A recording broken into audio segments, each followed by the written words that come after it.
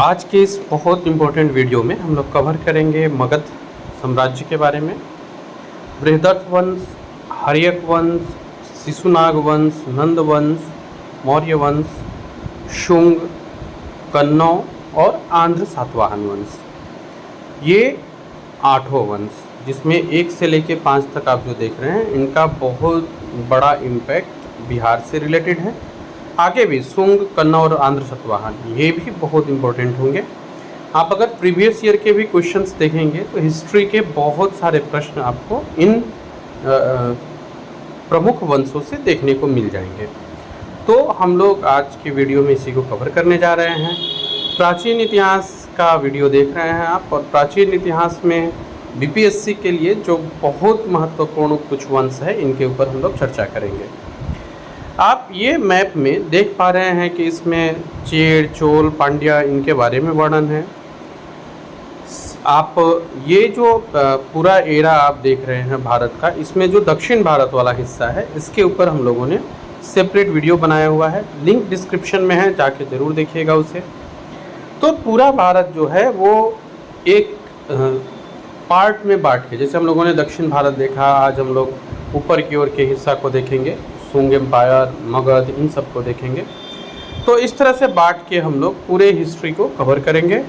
दक्षिण भारत के बारे में आपको अगर जानकारी लेनी है, वो अगर आपको इम्पोर्टेंट कुछ क्वेश्चंस हैं या आपने मॉक टेस्ट टाइप का लगाना है, तो सारे इस सिंगल वीडियो में अवेलेबल है, जिसका मैं लिंक डिस्क्रिप्शन में दे रहा हूँ।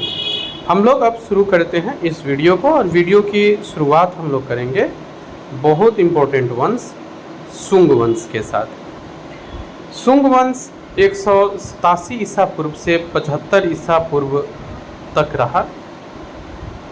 पुष्यमित्र शुंग इसके संस्थापक रहे हैं, और इनका जो जाति है वो ब्राह्मण है, ब्राह्मण जाति से रहे हैं। मौर्य वंश के जो अंतिम शासक थे वो बृहदर्थ थे, और इनकी ही हत्या करके पुष्यमित्र शुंग ने शुंग वंश का स्थापना किया। शुंग शासकों ने अपनी राजधानी विदिशा में स्थापित की। पुष्यमित्र शुंग जो है ये जाति से ब्राह्मण है, और ये पहला वंश है जो ब्राह्मणों के द्वारा शासन किया जा रहा है। इसके पहले जो मौर्य युग है, इसमें काफ़ी वर्चस्व रहा है। आपको काफ़ी वर्चस्व देखने को मिलता है बौद्ध धर्म का, और कुछ नुकसान भी यहाँ पे देखने को मिल रहा है हिंदू धर्म को। तो ये जो शुंग वंश जो शुरू हो रहा है, इसमें पुनः फोकस किया जा रहा है हिंदू धर्म के ऊपर। और आपको कुछ ऐसे भी चीज़ देखने को मिलेंगे, जैसे कि स्तूपों का तोड़ा जाना हो, ये सब भी हो रहा है। तो ये जो काल है, इस काल में आप कह सकते हैं संस्कृत और ब्राह्मण जो धर्म है, इसका एक तरह से विकास होते हुए आप देखेंगे। तो इसलिए ये वंश इम्पोर्टेंट हो जाता है। ये जो मैंने एक माइंडसेट आपको तैयार किया, ये बहुत सारे प्रश्न आपसे सोल्व करा लेगा। तो शुंग वंश जो है ये मगध पर शुरू होता है, और मगध का जो पहला ब्राह्मण जाति का वंश है वो शुंग वंश ही है। शुंग वंश के शासक हैं पुष्यमित्र शुंग, जो इसकी स्थापना करते हैं। यहाँ से प्रारंभ होता है। अपनी राजधानी विदिशा में रखते हैं, विदिशा इनकी राजधानी बनती है। और क्योंकि ये ब्राह्मण जाति से है, अभी हम लोगों ने समझा, तो इसमें आगे चल के आपको ब्राह्मण धर्म से जुड़ा हुआ बहुत सारे इम्पोर्टेंट कार्य करते हुए ये दिखेंगे। बृहदर्थ की हत्या करते हैं, जो हर्यक वंश का अंतिम राजा है, और इस अंतिम राजा के मृत्यु के साथ शुंग वंश का स्थापना होता है।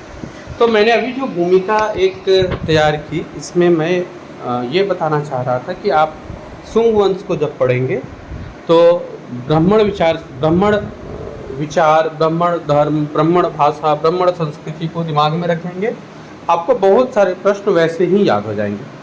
तो पहला फैक्ट, पहला जो ब्राह्मण का वंश है वो शुंग वंश है। पुष्यमित्र शुंग है इनके संस्थापक। ये लोग 187 ईस्वी पूर्व में इसकी स्थापना करते हैं, और इनकी जो राजधानी है वो विदिशा है। पुष्यमित्र के शासनकाल में एक महत्वपूर्ण घटना है यूनानियों का आक्रमण। तो अभी जो मैंने कॉन्सेप्ट आपके दिमाग में रखा ना कि इस समय में ब्राह्मणों का जो चल रहा है। तो यूनानियों का और ब्राह्मणों का युद्ध बहुत महत्वपूर्ण घटना है जो पुष्यमित्र के शासनकाल में होता है। व्याकरण के प्रसिद्ध जानकार पतंजलि ये पुष्यमित्र के समकालीन थे। इन्होंने आक्रमण का उल्लेख किया है। इसके अलावा आपको इस आक्रमण से जुड़े उल्लेख मालविकाग्निमित्रम में मिलता है, जो महान कवि कालिदास की रचना है। इसमें उन्होंने वसुदेव का यवनों के साथ युद्ध का जिक्र किया है। तो ये आपको यूनानियों और ब्राह्मणों के बीच युद्ध हो रहा है जो पुष्यमित्र सुंग के शासनकाल में हो रहा है। भरहुत स्तूप जो है, ये भरहुत स्तूप इसका निर्माण किया था पुष्यमित्र सुंग ने, इसको वो किया था। इसका आप कह सकते हैं कि पुनर्निर्माण, जीर्णोद्धार, तोरण वगैरह लगाना, ये सब काम पुष्यमित्र सुंग ने किया था। तो भरहुत स्तूप का निर्माण पुष्यमित्र ने करवाया। पुष्यमित्र के शासनकाल में ही यवनों का आक्रमण हुआ। व्याकरण के ज्ञाता जो है पतंजलि, ये पुष्यमित्र के समकालीन है। कालिदास ने अपने नाटक मालविकाग्निमित्रम में वसुदेव का यवनों के साथ युद्ध का वर्णन करते हैं और भरहुत स्तूप का निर्माण पुष्यमित्र के कार्यकाल में होता है। तो ये वो महत्वपूर्ण फैक्ट्स थे। अब हम लोग आगे बढ़ते हैं और कुछ इंपॉर्टेंट फैक्ट्स को देख लेते हैं।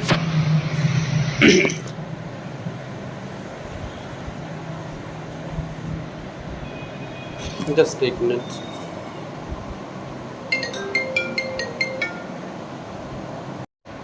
इंडो यूनानी शासक जो मिनांडर है, इनको पुष्यमित्र सुंग ने हराया।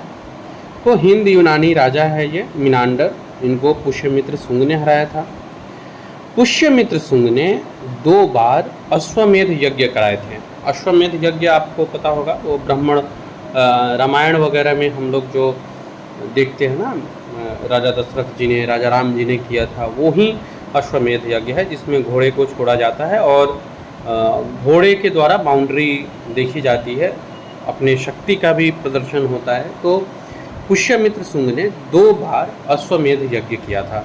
ये सारे कॉन्सेप्ट आपको अच्छे से याद हो जाए, इसीलिए मैंने स्टार्टिंग में ब्राह्मण धर्म और ब्राह्मण सेना के, ब्राह्मण शासक के बारे में बहुत ज़्यादा चर्चा किया था। अश्वमेध यज्ञ में पतंजलि कराए हुए हैं, जो योग के लिए भी, योग सूत्र के लिए भी जाने जाते हैं, व्याकरण के लिए भी जाने जाते हैं। मध्य प्रदेश के वेसनगर, विदिशा के पास ही एक स्थान है, इसको सुंग राजाओं ने अपनी दूसरी राजधानी बनाई। पहला राजधानी तो विदिशा था ही, ये दूसरा राजधानी है जो ये लोग विदिशा के पास बनाते हैं और वो जगह है वेसनगर। यवन राजा एंटिकस के राजदूत है हेलियोडोरस। इनका स्तंभ लेख है जिसमें भागवत धर्म स्वीकार करने की बात कही गई है। एक बार फिर से, हेलियोडोरस का स्तंभ लेख है। ये हेलियोडोरस है कौन? तो एंटियोकस का राजदूत है।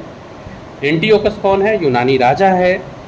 और हेलियोडोरस का जो स्तंभ लेख है, इसमें किस धर्म के स्वीकार करने की बात है? तो भागवत धर्म के स्वीकार करने की बात है। इसे स्थानीय लोग आज खाम्ब बाबा कहते हैं। इस जगह को खाम्ब बाबा के नाम से बुलाया जाता है, ये जो स्तंभ लेख है इसको। तो 2 राजधानी हम लोगों ने पढ़ा, एक विदिशा और एक वेसनगर। एंटियोकस के राजदूत है हेलियोडोरस, इनका एक स्तंभ लेख है जिसमें भागवत धर्म को स्वीकार करने की बात कही गई है। स्थानीय लोग जो इसका नाम देते हैं वो नाम है खाम्ब बाबा करके। तो ये इम्पोर्टेंट फैक्ट्स हो गए पुष्यमित्र सुंग से जुड़े हुए। आगे हम लोग देखते हैं। हेलियोडोरस स्तंभ लेख याद रखिएगा, खाम्ब बाबा इसका नाम पड़ा है, ये याद रखिएगा। खुदाई में यहाँ 2री शताब्दी ईस्वी पूर्व के सबसे प्राचीन विष्णु मंदिर के प्रमाण मिले हैं। विदिशा में आपको, अच्छा, ये जो प्रमाण मिले हैं ये कहाँ पे मिले हैं? तो विदिशा के पास इन्होंने जो दूसरी राजधानी बना करके रखी है वहाँ पे। लुहागी पहाड़ी है विदिशा में, जो शुंगकालीन स्तंभ के अवशेष हैं। शुंग वंश में कुल 10 राजा हुए, जिसमें प्रसिद्ध या फिर प्रमुख आप देख सकते हैं पुष्यमित्र है, अग्निमित्र है और वसुदेव है। तो ये वो बेसिक फैक्ट्स है आपको पुष्यमित्र शुंग के शासन से जो हम लोगों को जानना है, जिसके बारे में हम लोग को जानना चाहिए। शुंगकालीन स्तंभ के अवशेष कहाँ मिले हैं? तो विदिशा में लुहागी पहाड़ी पर। टोटल इस वंश में 10 राजा हुए, जिसमें पुष्यमित्र, अग्निमित्र और वसुदेव जो है वो महत्वपूर्ण राजा रहे हैं। इसके बाद हम लोग देखते हैं कि इस वंश ने लगभग कितने साल शासन किया। तो इस वंश का जो शासन रहा वो लगभग 112 वर्षों तक रहा। उत्तर भारत में शुंग, कन्नौ, शक, नाग, कुषाण और हिंद यूनानी वंशों का शासन था। जबकि इस समय में दक्षिण भारत में आप चलेंगे तो यहाँ सातवाहनों का, चोल, चेर, पांड्य, इनका शासन था। तो उत्तर भारत में आप जो वर्तमान भारत का मैप में आप उत्तर की ओर देखेंगे, यहाँ पे आपको शुंग वंश है, कन्नौ है, फिर शक, कुषाण, हिंद यूनानी, ये लोग आए हुए हैं लोग, और इन लोगों का शासन चल रहा है। इसी के समकालीन सातवाहन, चोल, चेर और पांड्य राजाओं का भी शासन चल रहा है। तो ये याद रखिएगा। चोल, चेर, पांड्य के लिए हम लोगों ने इम्पोर्टेंट वीडियो पहले से बना के रखे हैं, आपको वो डिस्क्रिप्शन में लिंक दे दी जाएगी। कन्नौ वंश को देखते हैं। शुंग वंश के अंतिम शासक होते हैं देवहूति। इनकी हत्या करते हैं इनके मंत्री वसुदेव कन्नौ, और इस वसुदेव ने कन्नौ वंश की स्थापना की। तो शुंग वंश का अंतिम राजा देवहूति हैं। 73 ईसा पूर्व में उनकी हत्या की जाती है। हत्या उन्हीं का मंत्री वसुदेव करते हैं, और ये वसुदेव ही कन्नौ वंश की स्थापना की।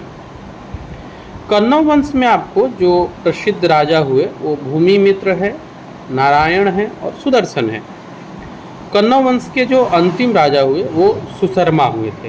कन्नौ वंश के जो अंतिम राजा हो रहे वो सुशर्मा है। तो ये कन्नौ वंश से जुड़े बेसिक फैक्ट्स हैं। हम लोगों ने शुंग और कन्नौ को देखा। शुंग वंश की समाप्ति के बाद कन्नौ वंश प्रारंभ होता है। शुंग वंश की समाप्ति होती है, उनके अंतिम राजा है देवहूति, इनकी हत्या कर दी जाती है 73 ईसा पूर्व में। इनके मंत्री है वासुदेव कन्नौ, इन्होंने इस वंश की स्थापना की। भूमिमित्र, नारायण और सुदर्शन राजा होते हैं यहाँ के, और कन्नौ वंश का जो अंतिम राजा होता है वो सुशर्मा हुआ। अब हम लोग आगे बढ़ते हैं।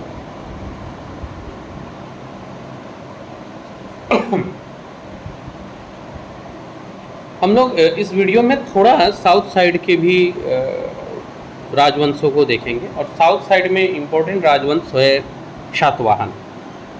सिमुक ने सुशर्मा की हत्या कर दी और सातवाहन वंश की स्थापना की। तो ये कड़ी वैसे ही चलते आ रहा है। सातवाहन हो गया आंध्र, वर्तमान जो आंध्र प्रदेश है यहाँ के आप शासक ले सकते हैं, आंध्र वंश के शासक है। इन्होंने अपनी राजधानी जो है वो गोदावरी नदी के किनारे प्रतिष्ठान में स्थापित की थी। प्रतिष्ठान वर्तमान में कहाँ है? तो प्रतिष्ठान हुआ आपको वर्तमान में महाराष्ट्र के औरंगाबाद ज़िले में है। तो कन्नौ वंश के जो अंतिम राजा हुए सुशर्मा, इनकी हत्या होती है। इनकी हत्या करती है सिमुक, और इस सिमुक ने सातवाहन वंश की स्थापना की। सातवाहन वंश मीन्स आंध्र राजा, आंध्र वंश के शासक, और इन्होंने अपनी राजधानी स्थापित की प्रतिष्ठान में, जो कि गोदावरी नदी के किनारे है। तो एक इम्पोर्टेंट फैक्ट, सातवाहन वंश की स्थापना ये सिमुक करते हैं। इसकी राजधानी कहाँ है? तो ये प्रतिष्ठान है। किस नदी के किनारे प्रतिष्ठान स्थित है? तो ये गोदावरी नदी के किनारे स्थित है, और प्रतिष्ठान जो है वो महाराष्ट्र के औरंगाबाद ज़िले में है, ये याद रखिएगा। गोदावरी नदी के किनारे है प्रतिष्ठान और महाराष्ट्र में आता है। और आप ये जो एम्पायर देख रहे हैं ये रहा आपको सातवाहन एम्पायर, और इसके ठीक ऊपर आपको प्रतिष्ठान दिख रहा है ना, इसको पैठन भी बोलते हैं, यही है राजधानी उनका। तो ये आंध्र प्रदेश से लेकर के ये आपको आंध्र वंश के है, ये अमरावती वाला क्षेत्र तक इनका जो विस्तार है वो रहता है। सातवाहन वंश के प्रमुख शासकों में सिमुक का नाम आता है, गौतमीपुत्र सातकर्णी है, वशिष्ठ पुत्र पुलुमावी है, और यज्ञश्री सातकर्णी इनका नाम आता है। तो ये सातवाहन वंश के प्रमुख शासक हुए। सिमुक स्थापना करते हैं, राजधानी प्रतिष्ठान है। सातकर्णी ने 2 अश्वमेध और 1 राजसूय यज्ञ किया। अश्वमेध यज्ञ अभी हम लोगों ने ऊपर पढ़ा, आपको पुष्यमित्र शुंग ने किया था और वो 2 किए थे। सातवाहन वंश के राजा है शातकर्णी। इन्होंने 2 अश्वमेध यज्ञ किया और 1 राजसूय यज्ञ किया। इन्हीं के समय एक प्रसिद्ध साहित्यकार है हाल गुणाढ्य। ये लोग प्रसिद्ध साहित्यकार है। हाल की प्रसिद्ध रचना है गाथा सप्तशती और गुणाढ्य ने वृहत कथा नामक पुस्तक की रचना की। तो शातकर्णी ने 2 अश्वमेध 1 राजसूय यज्ञ किया। साहित्यकार में हाल एवं गुणाढ्य बहुत इंपॉर्टेंट है, कई बार एग्जाम में पूछे गए हैं। गाथा सप्तशती की रचनाकार कौन थे, तो ये हाल है, और गुणाढ्य की रचना है वृहत कथा। तो ये 2 पुस्तक भी इम्पोर्टेंट है। सातवाहनों के शासन के समय चांदी, तांबा, सीसा, पोटीन और कांसा इसकी मुद्रा का प्रचलन देखने को मिलता है। तो सातवाहन शासकों के समय ये चांदी तक के सिक्के आ गए हैं। सातवाहन शासक अपना सिक्का ढालने में जिस शीशे का इस्तेमाल करते थे, कांच, वो रोम से मंगाया जाता था। बहुत स्पेशल शीशा होता था, वो रोम से मंगाया जाता था। ब्राह्मणों को भूमि अनुदान देने की प्रथा का आरंभ सातवाहन शासकों ने ही किया, जो बाद में आपको मिलेगा। और इवन इस युग तक मिलता है, कहीं कहीं अभी भी मिलेगा आपको, ब्राह्मणों को भूमि दान दी जाती है। तो इस प्रथा को प्रारंभ करने वाले सातवाहन शासक रहे हैं। इन्होंने ही सबसे पहले ब्राह्मणों को भूमि अनुदान देने की प्रथा प्रारंभ की। तो ये हो गया सातवाहनों के शासन व्यवस्था से जुड़े कुछ बातें। अर्थव्यवस्था से आप समझ सकते हैं, सीसा, चांदी, तांबा, इनका सिक्का बन रहा है। सीसा का जो सिक्का बन रहा है वो रोम से मंगाया जा रहा है। सबसे अधिक सीसा के सिक्का सातवाहनों के समय बने थे, ये याद रखिएगा, बहुत इंपॉर्टेंट है ये। और ब्राह्मणों को भूमि अनुदान, ये प्रथा प्रारंभ किया सातवाहन शासकों ने ही। तो ये सातवाहन शासकों के प्रशासन से जुड़े कुछ फैक्ट्स थे। अब हम लोग सातवाहन शासक के आगे बढ़ करके कुछ अन्य इम्पोर्टेंट फैक्ट्स देख लेते हैं, यहाँ के जो राजा रहे उनसे जुड़े हुए। तो सातवाहन वंश हम लोग पढ़ रहे हैं, जो शुंग वंश के बाद शुरू होता है। और सातवाहन वंश में हम लोगों ने अभी तक इनकी अर्थव्यवस्था तक को पढ़ा है।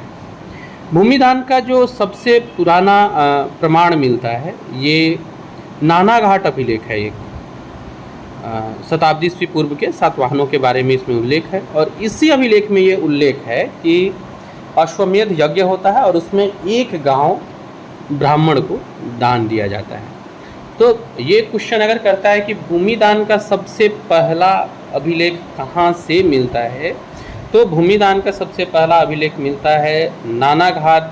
भूमिदान का पहला प्रमाण मिलता है नानाघाट अभिलेख से। और इसमें वर्णन है कि सातवाहन के राजा हैं जो अश्वमेध यज्ञ करते हैं और इस यज्ञ के दौरान ही एक गांव ब्राह्मण को दान में देते हैं। सातवाहनों की जो राजकीय भाषा रही है वो प्राकृत है और लिपि जो है वो ब्राह्मी है। तो सातवाहनों की भाषा हो गई है। इसमें जो है वो समाज मातृतंत्रात्मक था, मीन्स मातृ प्रधान समाज था, मातृ लीड करती थी। तो सातवाहनों में मातृतंत्रात्मक ढांचे का अभ्यास मिलता है। आगे बढ़ते हैं हम लोग। अब देख लेते हैं हम लोग नेक्स्ट।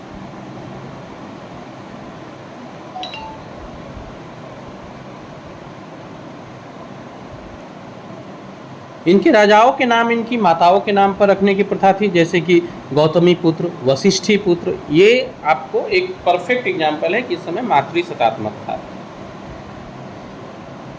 अब आता है सातवाहनों का जो राजकुल है, मीन्स कैसे उत्तराधिकारी चुने जाते थे। क्या उत्तराधिकारी भी महिला होती थी?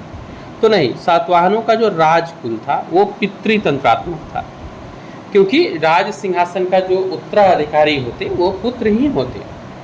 तो ये याद रखिएगा कि समाज मातृतंत्रात्मक था, लेकिन जो राजकुल था वो पितृतंत्रात्मक था। राजा का पुत्र ही सिंहासन पर बैठता था और जो राजा के नाम आप देखेंगे ना, वो सब आपको ब्राह्मणों के माँ के नाम पे मिलेंगे, यानी मातृशतात्मक थे लोग, जैसे गौतमी पुत्र वगैरह इस तरह का नाम आपको मिलता होगा। तो ये याद रखिएगा। अब हम लोग आगे बढ़ते हैं। सातवाहन शासकों ने ग्रामीण क्षेत्र में प्रशासन का काम गौलमिक को सौंपा था। उसको गौलमिक बोलते थे, जो ग्रामीण क्षेत्र में प्रशासन का कार्य करते थे। गौलमिक होते क्या थे? तो गौलमिक एक सैनिक टुकड़ी के प्रधान होते थे। सेना का टुकड़ी दिया जाता था और उनके प्रधान होते थे। इसमें, इस सेना में 9 रथ, 9 हाथी, 25 घोड़े और 45 पैदल सैनिक होते थे। मीन्स एक गौलमिक जो लीड करते थे सेना के टुकड़ी को, उसमें 9 रथ होते थे और 9 ही हाथी होते थे, 25 घोड़े होते थे और 45 पैदल सैनिक होते थे। तो ये आपको सातवाहनों के ग्रामीण क्षेत्र का प्रशासन आपने देखा। एग्ज़ाम में पूछा जा सकता है गौलमिक कौन थे या इनका संबंध किससे है। तो सातवाहन शासकों से है और गौलमिक जो होते थे वो ग्रामीण क्षेत्र के प्रधान होते थे। 9 रथ, 9 हाथी, 25 घोड़े और 45 पैदल सैनिक इनके अधीन होते थे। अब हम लोग आगे बढ़ते हैं, नेक्स्ट स्लाइड्स पे आते हैं। अगला स्लाइड से आपको सातवाहनों के जो व्यवस्था है इनके बारे में देखते हैं। सातवाहनों की जो महत्वपूर्ण स्थापत्य कृति है उसमें कार्ले का चैत्य। अच्छा, चैत्य अगर आप नहीं जानते हैं तो चैत्य होता है जहाँ पे महात्मा बुद्ध के जो बौद्ध धर्म है इसके अनुयायी जहाँ प्रार्थना करते हैं उनको चैत्य बोला जाता है। आप कमेंट बॉक्स में बताइएगा अगर जानते हैं तो कि चैत्य का उद्भव किस युग में हुआ। इसके अलावा अजंता और एलोरा की गुफा का निर्माण होता है। अमरावती कला का विकास इसी समय होता है। हम लोगों ने देखा है ये आंध्र वंश है और अमरावती इनके क्षेत्र में आता है। यहाँ का जो कला है, अमरावती कला का विकास इसी समय होता है। सातकर्णी तथा अन्य सभी सातवाहन शासक खुद को दक्षिण पथ के स्वामी कहते थे, ये भी याद रखिएगा। दक्षिणा पथ भी पूछा जा सकता है, इसके स्वामी कहे जाते थे। उत्तर और दक्षिण भारत के बीच एक पुल का काम कर रहा है, एक सेतु का काम कर रहा है सातवाहन वंश। इन दोनों के बीच की कड़ी आप समझ सकते हैं, इस तरह से काम कर रहे हैं सातवाहन वंश। तो ये हम लोगों ने देखा सातवाहन वंश के बारे में। इसके बाद एक और इम्पोर्टेंट वंश आता है चेदी राजवंश। थोड़ा ऊपर आप आएंगे उड़ीसा वाले क्षेत्र में, कलिंग। अशोक की मृत्यु के बाद संभवतः पहली शताब्दी ईसा पूर्व में कलिंग में चेदी राजवंश का उदय होता है। कलिंग मीन्स वर्तमान का उड़ीसा वाला क्षेत्र है। अशोक इस पर कब्जा किए हुए थे, हम लोग जानते हैं। इसी युद्ध के बाद इनकी विचार भी बदले। तो अशोक की मृत्यु के बाद पहली शताब्दी ईस्वी पूर्व में कलिंग में चेदी राजवंश उदित होता है। हाथी गुम्फा अभिलेख बहुत महत्वपूर्ण अभिलेख है, कई बार एग्जाम में पूछे गए हैं। ये कलिंग में ही मिलता है, यानी उड़ीसा में ही मिलता है। इसी से जानकारी मिलती है चेदी राजवंश के बारे में, हाथी गुम्फा अभिलेख से, जो भुवनेश्वर या उड़ीसा में मिलता है। इस वंश के सबसे प्रतापी राजा, मीन्स चेदी राजवंश की बात की जाए तो जो सबसे प्रतापी राजा रहे खारवेल थे। हाथी गुम्फा अभिलेख में जो वर्णन है वो खारवेल राजाओं का ही है। हाथी गुम्फा अभिलेख में इस अभिलेख को जिन राजाओं ने संरक्षण दिया, आगे इनका आप कह सकते हैं कि ध्यान रखा, वो खारवेल राजवंश के ही थे। तो खारवेल वंश के प्रतापी, खारवेल जो है वो इस वंश का प्रतापी राजा रहता है, चेदी राजवंश का। और खारवेल जो है वो जैन धर्म के अनुयायी थे।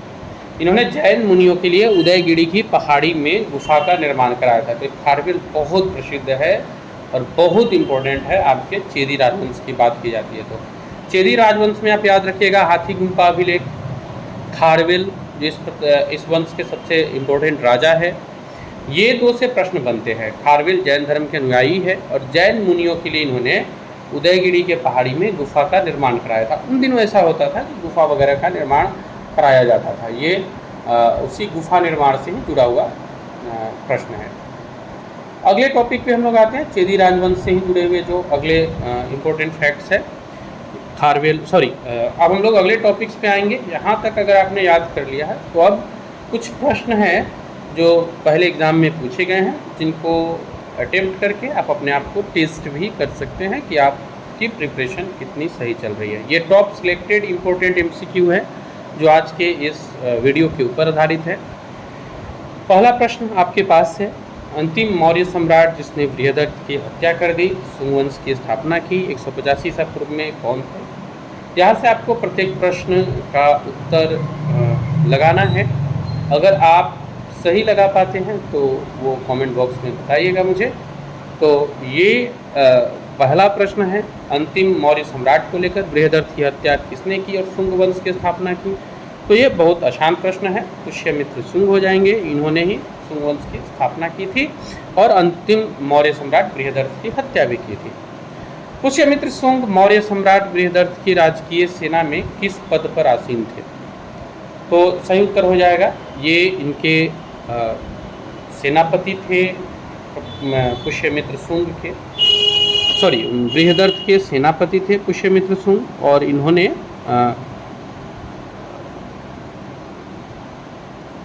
पुष्यमित्र शुंग ने ही बृहदर्थ की हत्या भी की थी।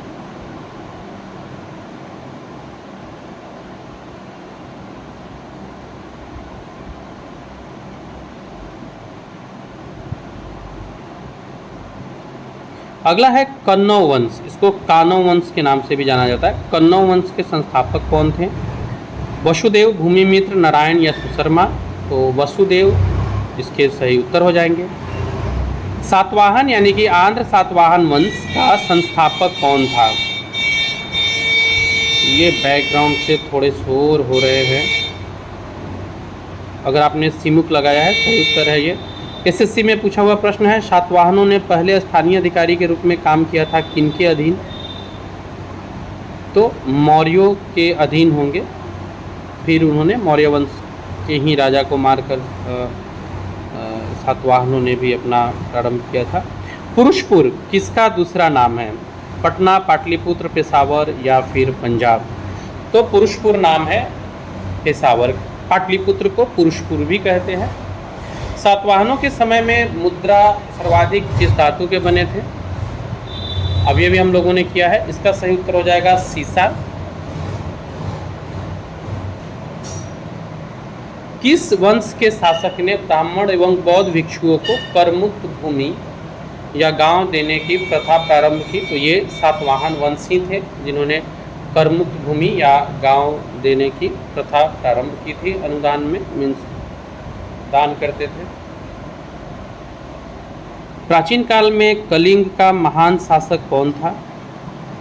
तो अभी अभी हम लोगों ने किया, सही उत्तर खारवेल हो जाएगा। अगला प्रश्न है, सातवाहनों ने आरंभिक दिनों में अपना शासन कहाँ किया था। महाराष्ट्र, सौराष्ट्र, प्रतिष्ठान या फिर आंध्र। तो आंध्र सातवाहन के नाम से जाने ही जाते हैं, सही उत्तर होगा आंध्र। सातवाहनों की राजधानी कहाँ थी। तो ये पैठन या प्रतिष्ठान थी। कौन सा अभिलेख कलिंग, नरेश, खारवेल से संबंधित है। ये प्रश्न तो कई बार एग्जाम में पूछे गए हैं। हाथी गुम्फा है ये। गाथा सप्तशती की रचना किसने की। ये प्रश्न भी कई बार पूछा गया है, सही उत्तर हो जाएगा हाल। हाल जो है इन्होंने गाथा सप्तशती की रचना की थी। अगला प्रश्न है प्रश्न संख्या 14, सातवाहन शासकों की राजकीय भाषा क्या थी। तो इनकी राजकीय भाषा प्राकृत थी, जबकि लिपि जो थी वो ब्राह्मी थी। और लास्ट दो क्वेश्चन, लास्ट और एक क्वेश्चन है, निम्नलिखित राजवंशों पर विचार करना है और इसका सही कालक्रम लगाना है। सातवाहन, गुप्त, शुंग और फिर चोल का।